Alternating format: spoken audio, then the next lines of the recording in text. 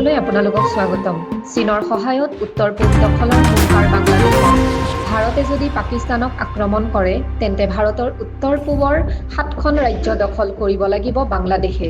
এনে বিস্ফোৰক মন্তব্যৰে পুনৰবাৰ দিল্লীৰ ফালে আঙুলি তোৱালে চুবুৰীয়া বাংলাদেশৰ অন্তৰ্বৰ্তীকালীন চৰকাৰৰ ঘনিষ্ঠ সহযোগী তথা প্ৰাক্তন সেনা বিষয়া মেজৰ জেনেৰেল ALM ফজলুৰ ৰহমানে। উত্তৰ-পূব দখলৰ বাবে আহ্বান জনোৱাৰ সমান্তৰালভাৱে চীনৰ সৈতে যৌথ সামৰিক মিত্ৰতা গঢ়ি তোলাৰ পৰামৰ্শও মুকলিকৈ আগবঢ়ায় ফজলুৰ ৰহমানে। পাকিস্তানৰ আক্ৰমণৰ সুযোগ লৈ ভাৰতৰ উত্তৰ পূৰ্বাঞ্চল দখল কৰাৰ দৰে তেওঁ প্ৰদান কৰা এনে উচতনিমূলক বক্তব্যই কাৰ্যত তীব্ৰ উত্তেজনাৰ সৃষ্টি কৰিছে কূটনৈতিক সমাজত। দৰাচলতে যোৱা মঙলবাৰৰ পৰা আৰম্ভ ঘটিছে এই বিতৰ্কৰ। ফজলুৰ ৰহমানে নিজৰ ফেচবুক পোষ্টত বাংলা ভাষাত এই প্ৰৰোচনামূলক বক্তব্য লিখিছে। তেওঁ স্পষ্ট ভাষাত কয় যে যদি ভাৰতে পাকিস্তানক আক্ৰমণ কৰে তেন্তে বাংলাদেশে উত্তৰ-পূবৰ 7খন ৰাজ্য দখল কৰিব লাগিব। ইয়াৰ পিছত তেওঁ লিখিছে, এই বিষয়ত চীনৰ সৈতে যৌথ সামৰিক পৰিকল্পনাৰ বিষয়ে আলোচনা কৰাটো প্ৰয়োজনীয়। কিছু মুহূৰ্তৰ ভিতৰতে এই পোষ্টটো ভাইৰেল হৈ পৰে আৰু তীব্ৰ প্ৰতিক্ৰিয়াৰ সৃষ্টি হয়। উল্লেখ্য যে 2024 চনৰ ডিচেম্বৰ মাহত মহম্মদ ইউনুছৰ নেতৃত্বাধীন অন্তৰ্বৰ্তীকালীন চৰকাৰে ফজলুৰ ৰহমানক 2009 চনৰ BDR বিদ্ৰোহত সৈনিক হত্যাৰ তদন্তৰ বাবে গঠন কৰা ৰাষ্ট্ৰীয় স্বতন্ত্ৰ আয়োগৰ অধ্যক্ষ হিচাপে নিযুক্তি দিছিল। এনে পৰিপ্ৰেক্ষিতত চৰকাৰৰ সৈতে প্ৰত্যক্ষ সম্পৰ্ক থকা এগৰাকী প্ৰাক্তন সেনা বিষয়াৰ এনে মন্তব্যই দিল্লীৰ নিৰাপত্তা মহলতো যথেষ্ট উত্তেজনাৰ সৃষ্টি কৰিছে।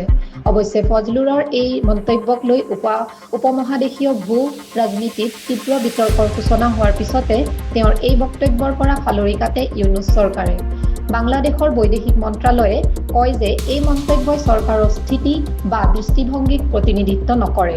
বাংলাদেশ চৰকাৰে এনে বক্তব্যক কোনো ধৰণে সমৰ্থন বা সহযোগ নকৰে।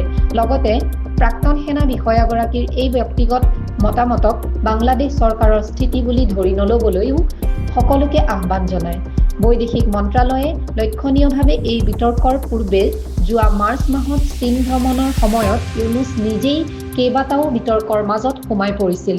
তাত ব্যৱসায়িক অনুষ্ঠানত ভাষণ দি তেওঁ কয়, ভাৰতৰ উত্তৰ-পূব ৰাজ্যসমূহ ভূমি আবদ্ধ, বাংলাদেশেই সাগৰত উপনীত হোৱাৰ একমাত্ৰ পথ।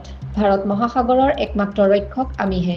ইয়াৰ পিছত তেওঁ চীনক আবেদন জনায় যে চীনৰ সামগ্ৰী বাংলাদেশৰ জৰিয়তেহে বিশ্ব বজাৰত প্ৰৱেশ কৰিব পাৰিব। ইয়াৰ পিছতে ভাৰত চৰকাৰ বিৰোধী দলে এই মন্তব্যক লৈ ক্ষোভ প্ৰকাশ কৰে। ইউনুছৰ মন্তব্যৰ প্ৰত্যুত্তৰ এপ্ৰিল মাহত ভাৰতে বাংলাদেশক প্ৰদান কৰা ট্ৰেন্সশ্বিপমেণ্টৰ সুবিধাসমূহ প্ৰত্যাহাৰ কৰে। নতুন দিল্লীয়ে ঘোষণা কৰে যে নেপাল আৰু ভূটানৰ বাহিৰে আন কোনো দেশেই এই সুবিধা লাভ নকৰে। বিশ্ব ব্যৱসায় সংস্থাৰ চৰ্ত অনুসৰি স্থলপথত আবদ্ধ দেশসমূহৰ বাবে ৰেহাই বাধ্যতামূলক, গতিকে সেই সুবিধা কেৱল নেপাল আৰু ভূটানেহে পাব। উল্লেখ্য, হাছিনাৰ চৰকাৰৰ পতনৰ পিছৰে পৰা বাংলাদেশত সংখ্যালঘু বিশেষকৈ হিন্দুসকলৰ ওপৰত অহৰহ আক্ৰমণ আৰু নিৰ্যাতন চলোৱাৰ বাবে ইতিমধ্যে আন্তঃৰাষ্ট্ৰীয় সমালোচনাৰ সন্মুখীন হৈছে ইউনুছ চৰকাৰ।